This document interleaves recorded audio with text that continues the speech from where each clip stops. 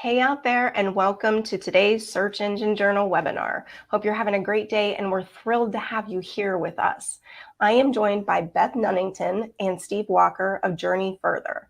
And if you're here to talk about how to do smarter link building and ways that you can use machine learning to accelerate organic growth, you're definitely in the right place. Beth and Steve are going to share how you can use product-focused PR to prove your relevance and climb in the SERPs. So let's get to it. My name's Heather, and I'll be your moderator today. Please use hashtag SEJ webinars to share any cool tidbits from today's learning on social. Let's meet our guest. Beth, Steve, excited to have you here with us. Please share a little bit about yourselves and Journey Further before we get into it. Thank you, Heather. Hi, yes, I'm Beth. I'm the VP of Digital PR and Content Marketing at Journey Further. So Journey Further is a performance marketing agency. We're currently based across the UK and the US. We have 170 people across several specialisms, including organic, paid media, conversion, creative, and strategy. So I've got over 11 years experience now working in digital PR, content marketing to drive organic performance. I was one of the first people within the PR and SEO team at Journey Further. So I've got now from being the first person in the PR team to over 30 across the UK and the US. So yeah, very excited to be here, and I'll pass you over to Steve. Hi everybody, I'm Steve. I'm the Technology Director at Journey Further. Again, my background's mainly SEO focused. I've had the pleasure of working in-house and in agencies. And my role at Journey Further is basically to make sure that we're using the best type of technology and help on the research and development side of things. Awesome. Thank you both for being here with us. So let's get into some quick housekeeping, and then I'm going to turn it over to them to give you all the good information that you came here for today. So first, if you experience any technical difficulties, please use the chat box to let us know. There are separate tabs for the questions in the chat, so take a second to get familiar with those functions in the top right of your screen. You can upvote any questions. If you see something that you want to make sure that we ask, give it a little thumbs up and we'll know that it's important to you. And we'll try to answer as many of them as we can at the end of the presentation. There is also closed captioning. It's up in the top right of your screen as well. And we'll do our best to link to any resources or tools in the chat. But if we miss one, just use the chat box to let us know. And then those resources will also be included in your recap email. After the webinar, we ask if you can stick around for a short survey. It doesn't take any more than like 30 to 60 seconds, and it just helps us, know how this webinar did for you and how we can make future ones more useful. And lastly, you will absolutely receive the full recording of today's webinar later, so check your inbox for that. And with that, Beth, Steve, I'm going to get out of here. It's all yours. Thank you. Brilliant. Okay, fantastic. So what we're going to be talking to you today is about how link and content relevance can drive organic performance. So we're going to be covering 4 key things. What do we mean by relevance? Why is it so important? How you can use machine learning to measure it, and then how you can use this insight to drive organic growth. So I wanted to kick off with what do we mean by relevance. And I think when you're thinking about your digital PR campaigns or your content marketing campaigns, there are 4 key areas of relevance that you need to consider. So firstly, is the content or campaign going to be of interest to your target audience? Is it going to be something that they're going to want to share, that they're going to want to read? Does your brand have the authority to be talking about the subject? Is it something related to the products that you sell or the services that you offer? Is it topical? Does it align to the current news agenda? Is it relevant to the media that you're trying to target? And finally, keywords. Does the campaign or content idea align to the keywords that you want to rank for? And I did a little poll a few months ago now, just asking the digital PR community and asking them, when considering how relevant your digital PR campaign is, what factor do you consider the most? Interestingly, topical on the news agenda came out top, but keyword relevance was less of a priority. And I'm hoping today that one of the key takeaways you'll walk away with is actually understanding that topic relevance needs to be one of your biggest focuses when putting together your digital PR strategy or content marketing strategy.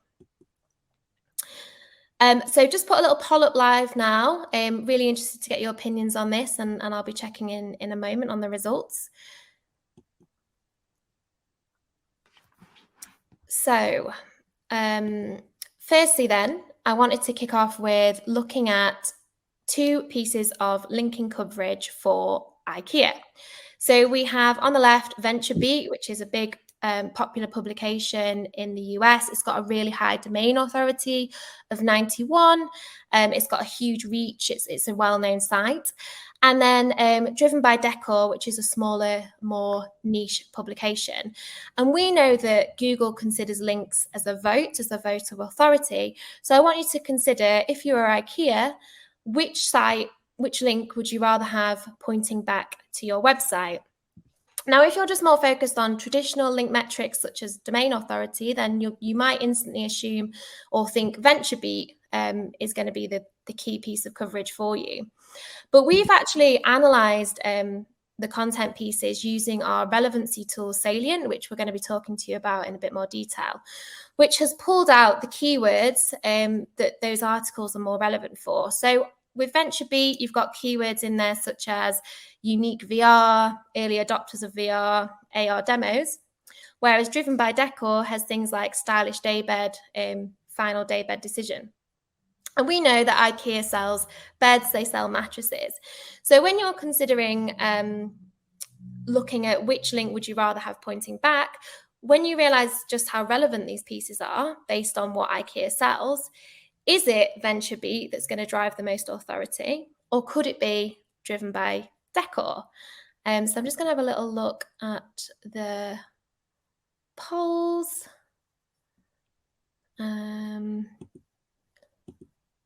Okay, cool. I can't see the results. It was about 67% for the low domain authority and then 33% for high domain authority.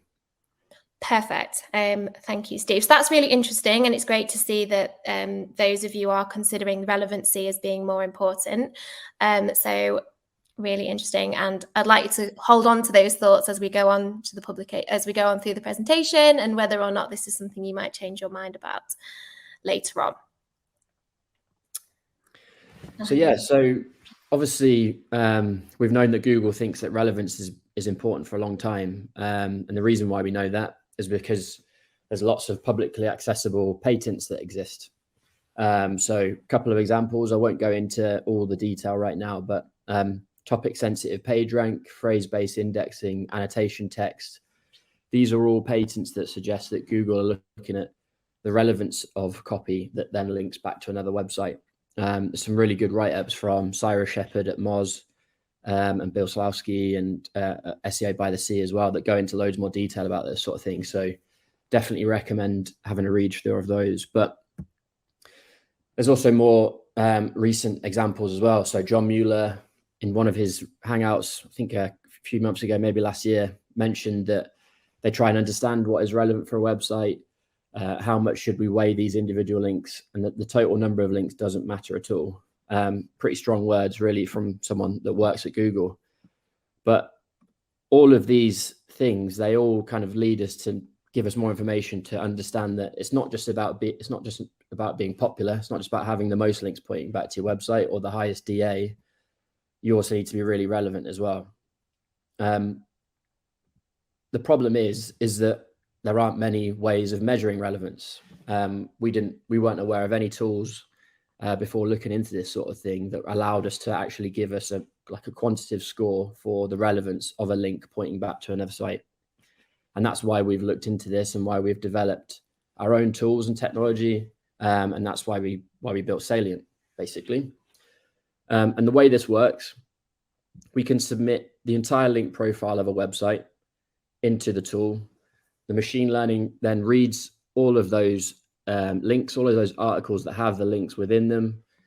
It filters out any HTML, any headers, any footers, anything that hasn't directly got to do with the article or link.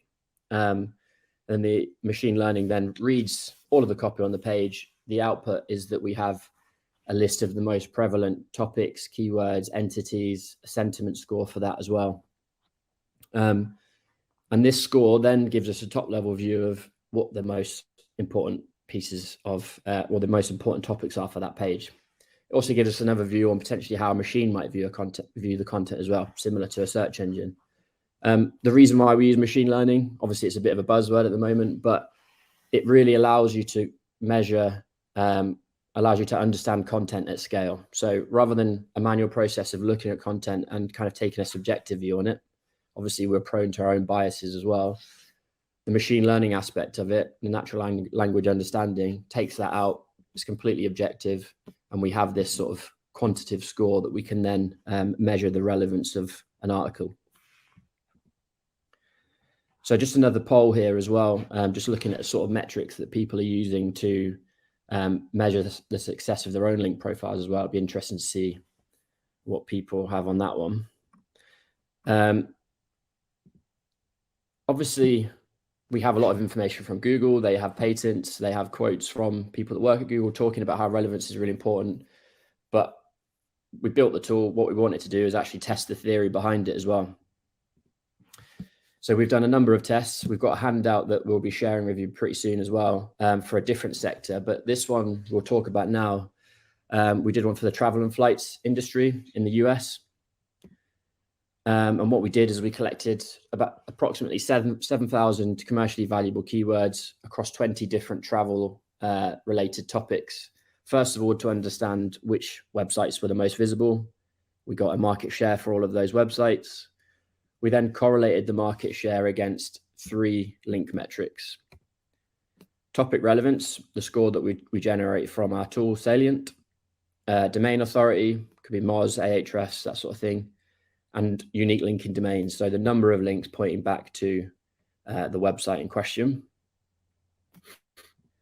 The main finding from us, and I'll show you some of the data in a second, is that topic link relevance had the strongest correlation out of 11 of those 20 topics. So over 50% of the topics, topic link relevance had that strongest correlation. Out of all of the different topics, it had a positive correlation as well. So showing some of that data in a bit more detail, we've got all of the different topic areas on the left-hand side, domain authority, unique linking domains, topic relevance, and the score there is a correlation coefficient, which ranges from -1 to +1, -1 meaning no relationship, +1 meaning absolute correlation. And what we can see is all the metrics had a positive correlation, but the one that had the strongest was topic relevance the majority of the time. So what this goes to indicate again is that we're onto the right sort of track, basically. Going into a bit more detail, we've got some of that information broken down by specific websites. And this is really useful because what it shows is that actual websites like Expedia, Kayak, Cheap Flights, and the sort of metrics they have, and also the sort of topic relevance as well.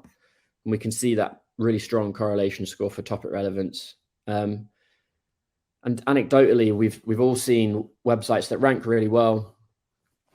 Yet when we look at some of the link profiles, it's hard to understand why they rank so well. If we just look at these sort of more traditional metrics like DA and the volume of domains. Yet when we start to add another one into the mix, it starts to paint a bit of a clearer picture. As you can see, Cheap Flights, one of the weakest domains in terms of volume of links, but a really strong relevance. And it's in 4th position in terms of market share.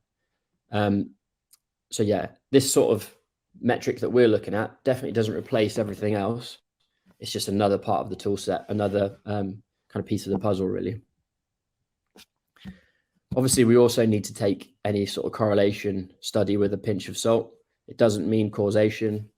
Will we ever get to that point with causation? Google is a black box. It continuously evolves and changes. So it's very, very difficult to concretely say this one thing is driving rankings. However, this is a quite big however, is the fact that Google have already given us lots of this information that relevance is really key. The multiple patents, the sort of quotes from Google staff. So we can use that in combination with the correlation data, and we can be pretty confident that we're heading the right sort of direction, really. Thanks, Steve. And I believe we've just put a handout out as well with another sector study that we've done, because we've done quite a few now. And if anyone is interested in looking at some others, then do please reach out to us afterwards, because we've done it for a few sectors. So we know from Google themselves, Google representatives, John Mueller, that they look at what is relevant for a website. And we know from looking at several studies that relevancy does have a positive correlation with organic market share. We do see this time and time again. So we know it's important. So how do you increase the relevance of your backlink profile? Well, it really is driving quality over quantity and backlinks, and really proving on what I said at the beginning about focusing on content that's really relevant to the keywords that you want to rank for, but also making sure it ranks for other factors such as your target audience and things like that. And I'm going to take you through two very quick case studies. Firstly, I want to chat through what I used to do, and now take you through what we do now at Journey Further. So what we used to do, I should say, because Steve and I used to both work at another agency together. And about 9 years ago now, we worked with a used car dealership in the UK called Evans Halshaw. So we put together this beautiful piece of content marketing that sat on the Evans Halshaw website. And it was an interactive piece, and it was all about James Bond cars. And at the time, it was seen as, for the UK especially, one of the first examples of, creative SEO. It was seen as a really innovative approach to building links, and it won a lot of awards. And you can see from the Ahrefs screenshot, it got over 2,000 backlinks. So knowing what we know now, Steve and I were really curious to understand, well, how is a search engine and a robot now viewing Evans Halshaw's backlink profile, taking into consideration all of these links that we built around this piece of content? And the results are really interesting. So as I said, we uploaded Evans Halshaw's entire backlink profile, and we were able to, using Salient, aggregate the findings and data into this tree graph. Now, the bigger the box, the more relevant Google thinks the keyword is for Evans Halshaw. Evans Halshaw doesn't want James Bond to be the second biggest, most relevant keyword in its backlink profile. It wants things like new car, used cars, car dealership. It definitely doesn't want terms such as favorite Bond or favorite Bond girl in there. And I think this is just really interesting. And this is one of the reasons why we're moving away from just, trying to get as many different links as possible, and instead being really focused and really targeted. And it does suggest that these type of link bait content campaigns are potentially not the right way forward now. So what do we do now? Well, I just want to talk you through one of our clients' 24/7 blinds. Now, in the UK, when I ask people, most people haven't heard of 24/7 blinds, so they don't have, a lot of brand awareness. And their link profile is a lot smaller than their big competitors, who are household names.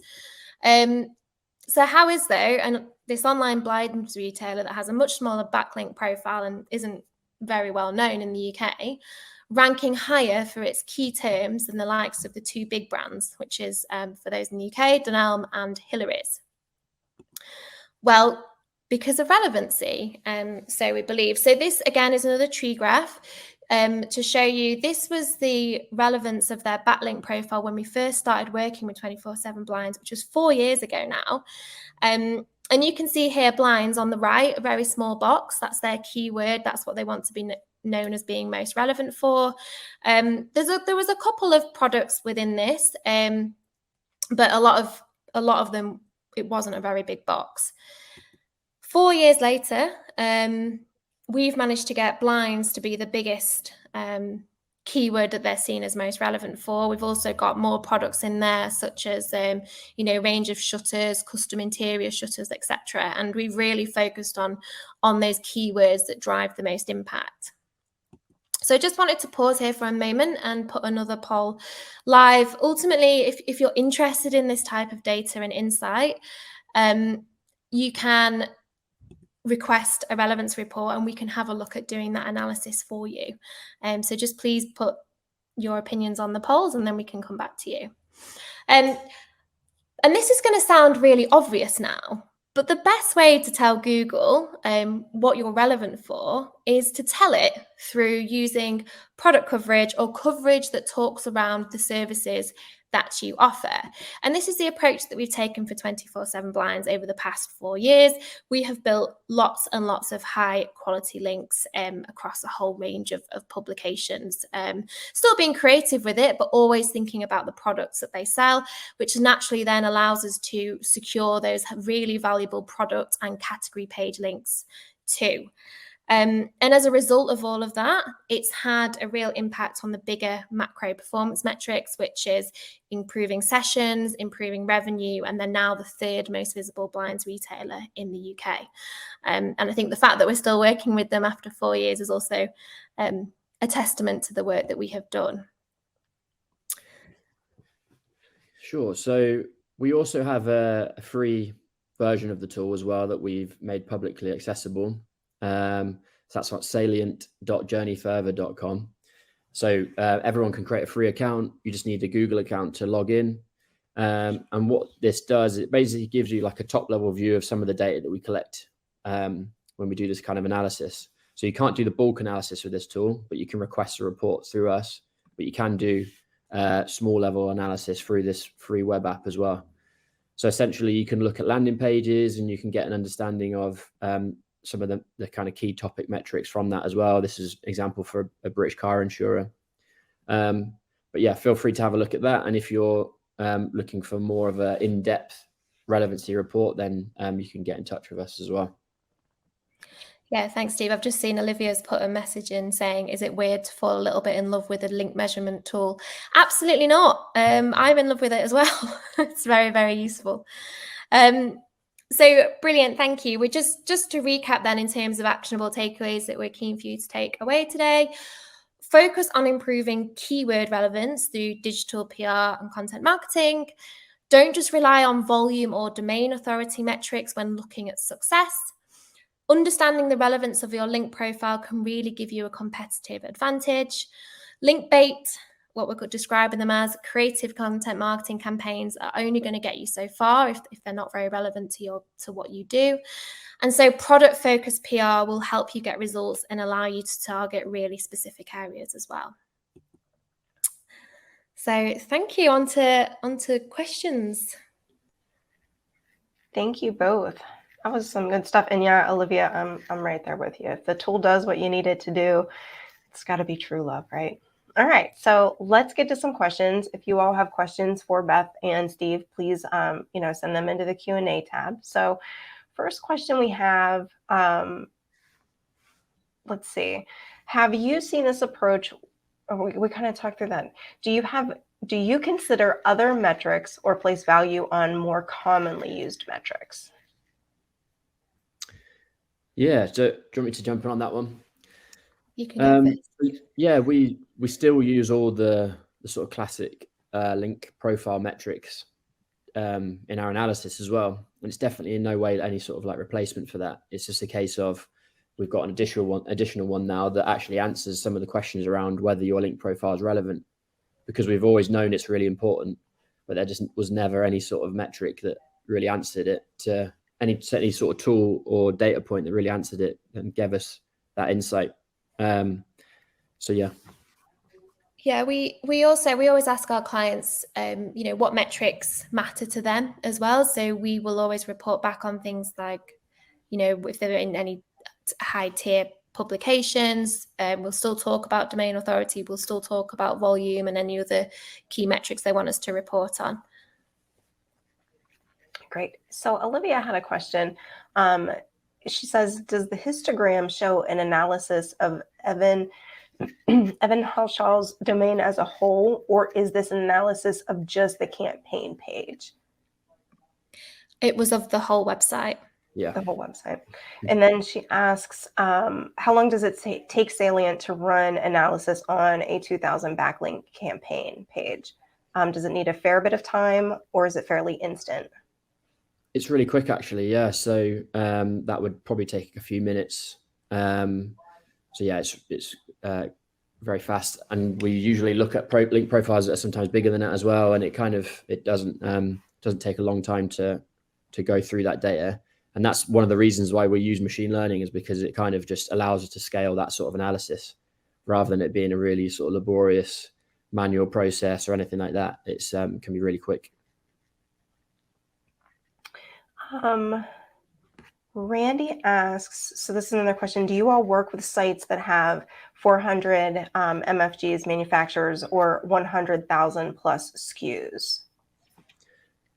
So Do we we're work talking with any? big e-commerce. Do you work with big e-commerce if they have like over 10,000 or 100,000 SKUs? You know, can your platform handle that? Yes, yeah. So it's just a case of if you're asking that question in relation to how many pages that we could look at, and if we could look at the products in that sense, then yeah, we could do that. Again, it's just it would take a bit more time to look at that sort of thing. In terms of our client base as well, so obviously we're an agency, so we provide SEO consultancy, and we work with some big e-commerce retailers, for example, in the UK, like the Frasers Group and Sports Direct, who have that sort of level of product on their site as well. So lots of experience in that sort of area. Okay. So question from Bree. Have you found it more difficult to create campaigns or get coverage on campaigns that are more brand or product led? No, to be honest, not really. We with the, well, blinds have to be open. I'm sure they won't mind me saying, are not the most sexiest or easiest of products to PR, but we have built hundreds of quality links because we can be quite innovative in our approach. We can come up with new designs. We can think about trends. We can use clients' internal data. We can look at making products more newsworthy based on looking at what's in the news cycle, seasonality, data, as I said. And sometimes coming up with new and innovative products as well, as long as the client can make it. I'm not a fan of fake products to get coverage. As long as they can deliver on that, then we can look at helping them create some more, innovative and bespoke products. So overall, I would say no. I think actually it usually works quite well if you're targeting the right press. Okay. And if somebody is just getting started, where is a good place for them to start? Are they looking at auditing, what they already have? What could that process look like? In terms of, I suppose, if from a digital PR perspective, I think if you know the keywords that you want to rank for, trying to ideate ideas around those keywords is the easiest way of starting. I appreciate we have built the tool that's currently, unique to us. So you wouldn't necessarily be able to identify the gaps in your link profile. But if you know the keywords that you want to rank for, it really is, I believe, Steve might disagree, but I do believe it's that simple of just like making sure you're pulling back content. Obviously, you can't do keyword stuffing in your press releases. You can't just, the journalists and the target audience still need to read the stories if it's interesting, but just putting forward the products or talking about the keywords and services that you want to rank for and trying to get as much content and coverage as possible. Would you add anything else, Steve? No, I think that's the best way of doing it if you're working on a smaller scale. And then again, you can use the free web app version of the tool that we have as well. And if you're a enterprise level sort of user, or you work on the behalf of a business, then get in touch with us and we can give you some of that data, and we can kind of show you how we use that data to inform link building and PR campaigns as well. So, yeah. Yeah, I mean, I should have said that actually. Yeah, the starting point would be to request a free relevancy report from us, and we can help you define that insight and help you to inform where you need to be best focusing on. Perfect. And it looks like someone might have had an issue with the handout. So there is a link to the handout in the chat. I think that's updated in the handout tab. So if you do have any issues, let us know. But it will be included in your recap email. So if you can't download it here, it'll be there for you later. Vipul asks, so I think we got time for a couple more questions. And if there's any more, please send them in. Vipul asks, how can I beat the websites with high authority? For example, e-commerce ones. What should be the main focus along with the content part? So, yeah, that's some of the problem, isn't it, really? I think this is why Anecdotally, when we've looked at certain SERPs, we see some smaller sites outrank big, gigantic brands that have been around for ages and have gigantic link profiles. And that's, we believe, because of the relevancy aspect. So in that case, if you want to compete with them, it's not about trying to go one-on-one with volume and trying to, get the same sort of level of DA. It's about how can I be the most relevant to my audience, to the products that I want to sell, through the coverage that I'm getting, through the PR activity that I'm doing. So rather than just thinking, right, it's a numbers game, I'm going to have to just build as many links as everybody else, take a different route and think, okay, well, let's just try and be the most relevant. Let's get in the most relevant publications and get coverage in the talking about what it is we want to rank for. Great. So another question from Junaid. Higher relevance in terms of content and backlink profile can help rank higher for high value keywords compared to competitors with a high domain authority. Does this hold true for just PR link building, or can it help long-term content strategy as well? So this is another aspect to the process and the tools that we're using as well. So obviously we first started using it to look at link profiles and to see what the content says about the website that's being linked to. But we've also been using it for landing pages as well. So we work with lots of clients, and the free tool that we have essentially allows you to compare the landing pages for the top ranking websites for a keyword, for example, and you can compare them to see, well, actually our landing page talks more about this particular topic that we want to rank for. Or you might spot a gap and see that the top ranking page is the most relevant for a broader range of topics as well. So content strategy, not something we necessarily touched on that much in this session, but you can definitely use the same approach as well. Yeah, and so we also use Salient to upload our press releases. We can run it through the press releases to sense check them before they go out to outreach, and we also can use it for influencers as well to understand just how relevant they could be for brands. So we can also use it to upload like Trustpilot reviews and things too, to understand like the sentiment and key issues that come up regularly. It's a really great tool